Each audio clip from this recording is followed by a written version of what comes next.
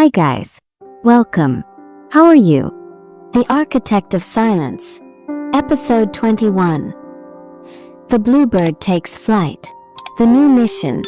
6 months after the public confession, the Olympus Tower was officially completed. Elias had achieved his goal of building a perfect, honest structure. Now, the focus shifted entirely to the Bluebird Initiative, BI, Ascendant Group's non-profit arm, dedicated to fixing the city's corrupt infrastructure for free. The first project, the Heron Towers, a subsidized housing complex compromised by cheap Thorn Group concrete 10 years prior. The towers were failing, a danger to hundreds of low-income families. Elias, to Chloe in the new BI office. The Heron Towers project is not about architecture, Chloe. It's about social justice. Every structure we fix is a symbolic victory over the Thorn legacy. The BI, however, immediately faced opposition, not from the Thorns, but from the powerful, entrenched city bureaucracy that had profited from the original corruption. Leo. The city's planning commission is delaying permits for the Heron Towers. They claim the BI's remediation plans are too aggressive and unnecessarily costly, even though we're doing the work for free. They're protecting the status quo. Elias realized that corruption was a system, not just a family. The city was actively resisting its own salvation. The broker's ghost. Elias soon realized that the resistance was being subtly orchestrated. The new head of the City Planning Commission, Commissioner Wallace, was leading the bureaucratic charge. Chloe uncovered a ghost link. Commissioner Wallace's previous job was as a legal consultant for a shell corporation that had financial ties to AI, the broker, just before AI vanished. Chloe. AI didn't just escape. He left agents behind. Wallace isn't trying to make money. He's trying to delay and frustrate the Bluebird Initiative. He's trying to make Ascendant fail under the weight of bureaucracy. The new enemy was subtle and invisible, using legitimate channels to achieve criminal goals. Elias couldn't hack a city commission meeting. He had to defeat them with transparency and public pressure. The media counterstrike. Elias decided to bypass the city commission entirely and appeal directly to the public that now trusted him. He launched a massive media campaign centered around the safety of the children living in the Heron Towers. He leaked the original, unredacted Thorn Group structural reports, which detailed the tower's imminent failure risk. Elias, in a televised address, standing in front of the Heron Towers, Commissioner Wallace is actively choosing to delay the repair of these homes. He is putting children's lives at risk to protect a flawed, corrupt system. The Bluebird Initiative will begin work on the Heron Towers in 48 hours.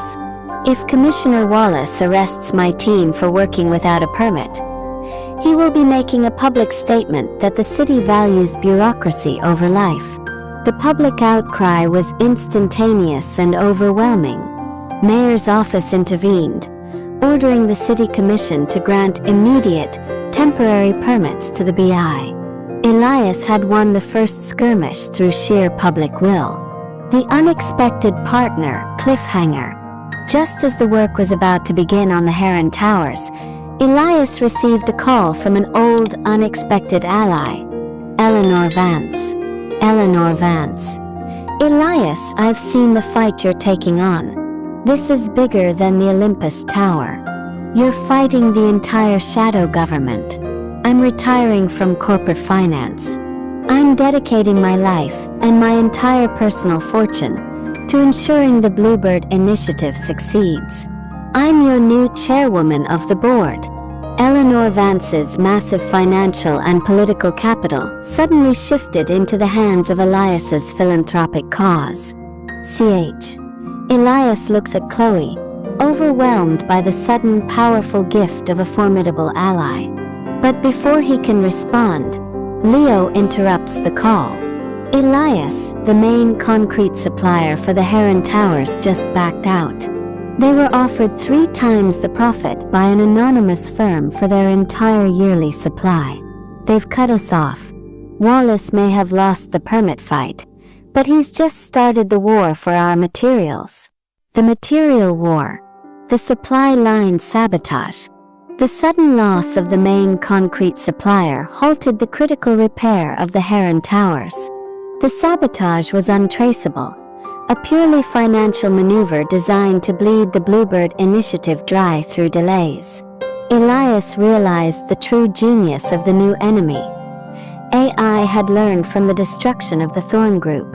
The new war wasn't about public perception.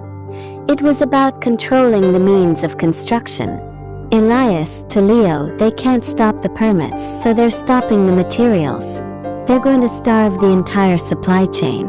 They want to show the world that Ascendant's integrity is worthless if they can't get the steel and concrete to build with. Eleanor Vance, now fully integrated into the BI, recognized the play.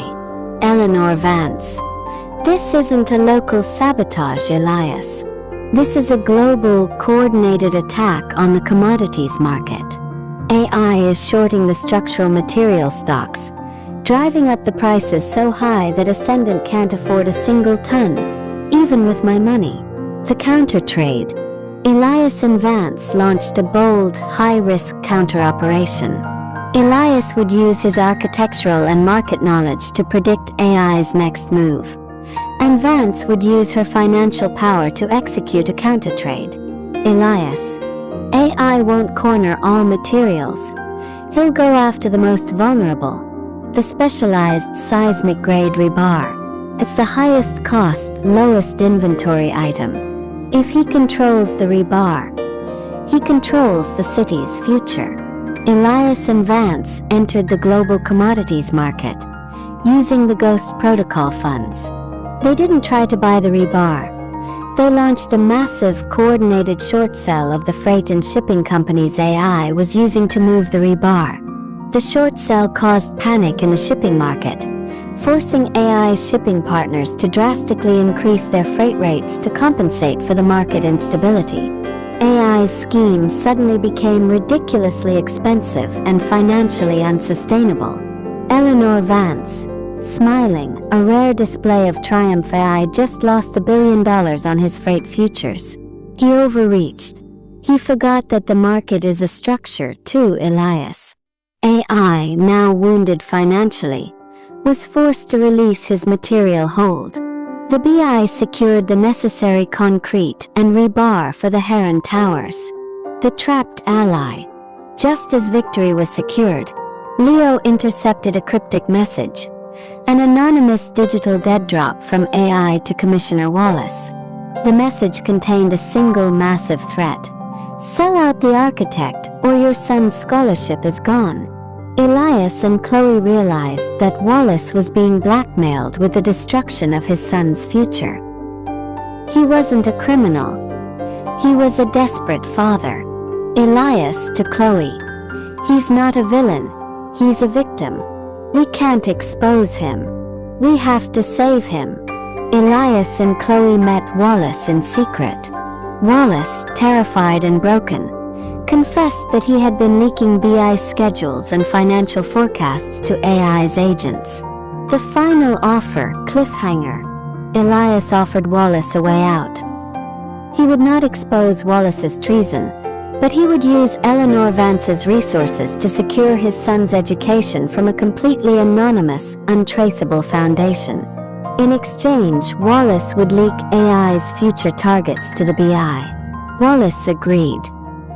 His final piece of intelligence was terrifying. AI was going after the final, most valuable piece of Ascendant's intellectual property, the master schematics for the Olympus Towers high-security communications array. Wallace, whispering, terrified, AI is planning to use the Olympus Tower array to run the Shadow Syndicate's entire global operation, a clean, untraceable high-altitude network. If he gets that design, he controls the world's dark communications. Sage. Elias and Chloe race back to their secure headquarters, knowing that AI will launch a final high-stakes attack to steal the last piece of Elias's genius. The Olympus Tower, the symbol of their integrity, is about to become the most important communications hub for global crime.